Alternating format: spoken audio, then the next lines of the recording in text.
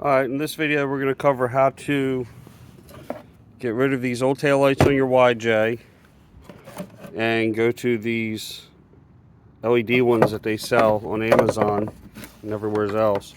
So this is what the inside of your YJ taillight looks like. This is going to be the plug. And notice it's a 4-pin plug, but it only uses 3 wires. So what you need to do, because your new light comes with 4 wires, is you have to ground the tail light, because the new tail light needs to be grounded. The old tail light was grounded, but it was grounded through this metal plate. This metal plate here that all the bolts go through, the bulbs are attached to this metal plate, so this is your ground. So what you need to do is just ground it to one of the bolts. So you'll pull the wire back in to here, and you're going to put a ring terminal on that's big enough to go onto one of these bolts. Now, what we did here was we took a razor blade and we sliced this back so we could get a little more harness out of it. And then we're going to cut this off. We're going to strip these. I've already stripped these back. We're going to pull this white wire back in to the housing, and then we're going to put the terminal on it, and then that's done. We're going to take the other 3 here, we're going to hook them up to the appropriate colors on here. So if you don't know what the colors are that you need to do, what you do is you'll cut this off and you'll strip the wires back and bend them so that they won't touch each other. Plug it in to your harness on your vehicle, and these are not the same colors as what's on that tail light over there. And then you're going to take your test light, you're going to have somebody turn the headlights on and see which one is doing what. And then you're going to have somebody hit the brake lights, which will also be the stop light. That'll be the stoplight turn signal hazard circuit, so you know which one it is. And then process of elimination, the last wire is going to be the reverse lights. So on this particular Jeep, this is a 1990. Go ahead. 91. 91, sorry. Headlights. Headlights on. You got nothing. So we're lit up. It's going to be, it looks like, can't tell if that's orange or red, but we'll call it red with a white tracer. Then turn them off. Go ahead and hit the brake lights. Okay, your brake lights are going to be the next wire over, which is gray with a black tracer, it looks like. And that means this last one here should be your reverse lights. Go ahead and turn the key on, put it in reverse. And there's your reverse lights. This other wire that's on here, this is actually a ground wire. So, unless you're buying a new plug, a 4-pin female that'll hook into this, that has 4 wires coming out of it, one for each one of these, this one here is irrelevant. You're not going to use it. Now, if you're going to buy a brand new plug, then yes, that's going to be your ground that you need to wire. You want to wire your white wire to. Now, the easiest thing to do, like I said, strip this back so you get more wire. Cut this pigtail off. Strip these wires back. And then we're going to use these only because I'm out of shrink wrap. I'm out of the correct size shrink tube, otherwise I would solder them. So we're going to use these little things that you heat up. The red ones will fit on this. So the red ones are sufficient. Now if you're dealing with an older YJ, and I don't know what year the change was on these. This is a taillight out of an older YJ. See how it has an extra bulb on the side for that side marker? Okay. it still grounds through the bolts on that metal plate, but these older ones have a 3-plug connector, a 3-wire connector. I don't know why they went from a 3-wire to a 4-wire, or when.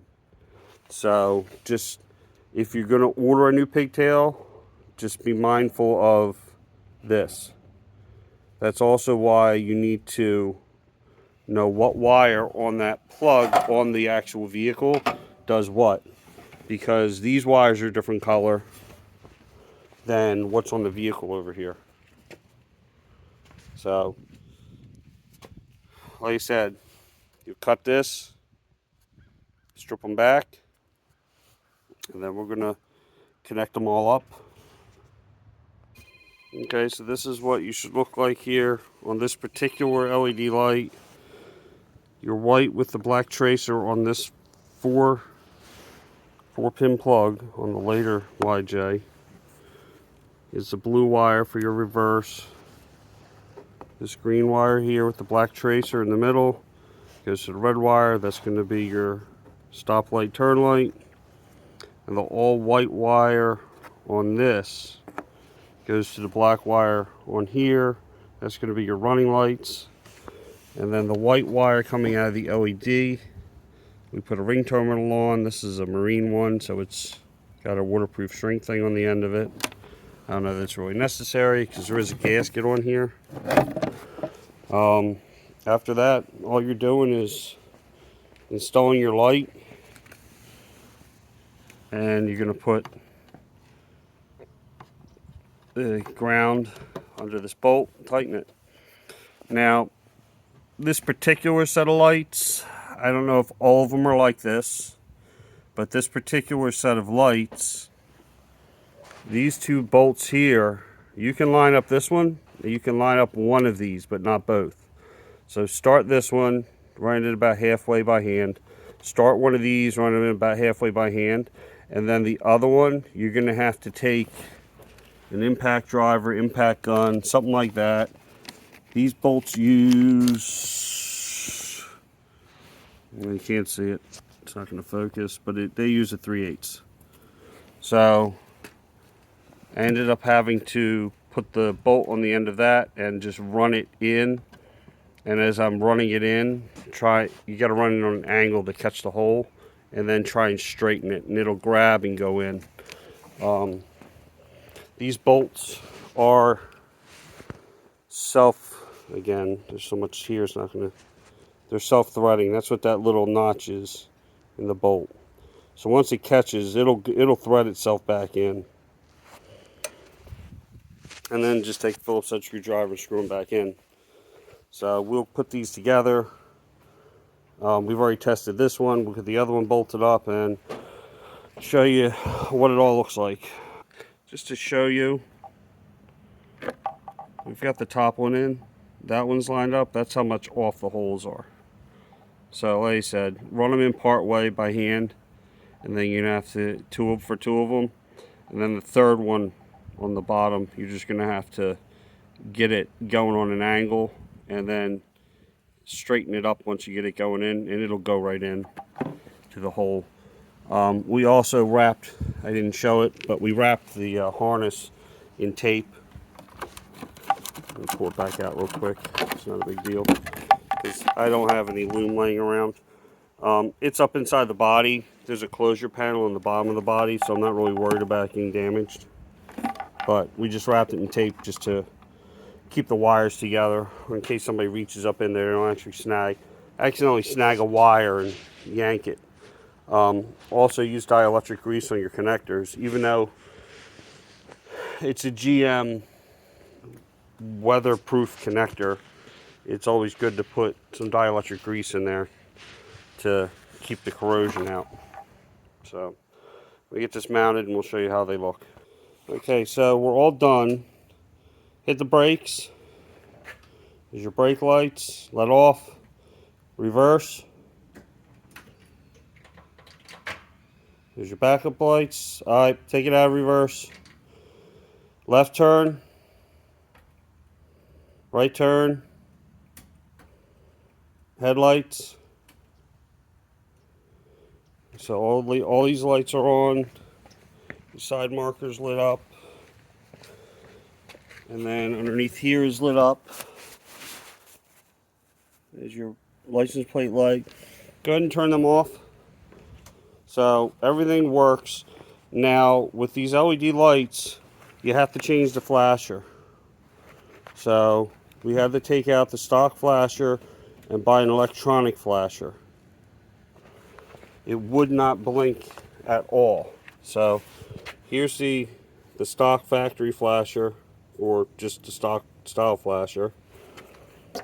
And then you gotta go up under the dash here. I don't know if you'll be able to see it. There's two flashers there at the top of your box. The one on the left is for the 4-ways. You don't need to change that. The 4-ways still work for whatever reason. I'm guessing because there's enough resistance, because all 4 corners, the turn signals are hooked to it. The other one next to it there is an electronic LED flasher that you have to take out the stock one and put that one in. The stock one just pulls out. It takes a little bit of effort to pull it out. And just push the new one in. It's that simple. And that fixes your turn signals to make them work. Otherwise they will not work. So as you can see, we did not have to run an extra ground or buy special pigtails or anything, unless you're trying to save your old lights and you don't want to cut the pigtails off of them. I'll put a link in the description for these taillights. I'll put a link in the description for that flasher, so you can grab them off Amazon. I mean, that's pretty much all there is to it. These did come with gaskets. They came with new screws. I only put 2 in each one just to hold the lens on in case we had to take them back apart. So new screws. They did come with bolts that we didn't need. Just use the factory bolts, because they have the they have those tooth washers on there, and you want the tooth washer at least for the for that ground terminal. Okay. Again, I already put them away earlier in the video. You can pause it. It shows you the Dorman number on those connectors for the ring terminal. You don't have to get those. You can get another ring terminal. You just need one that'll fit the actual bolt. Okay, so it's really that simple to change these out. I see people comment about having problems with them and everything, with them, the grounds and not flashing, this, that, and the other. So that shows you basically all you need to do. The whole thing should take you maybe a half hour to do this whole thing, because there are panels underneath it here. On the driver's side, you don't have to take this panel out. The harness is long enough that you can pull it through the body. On the passenger side, though, you have to take this panel out, or at least on this 91. This panel's got to come loose, and you have to reach up inside the quarter panel here and unplug the taillight, because the harness is not long enough to pull it up through the body. You just need one of these tools, and you'll pop out 3 pins that go across here. You pop the center of them out. There they are right there. And then once you pop the center out, you get underneath here and the whole thing pops off. Okay, and when you put it back, just make sure that you've got these overlapped inside the body correctly, because some of these tabs go in the body, some of them go outside the body. All right, so like and subscribe.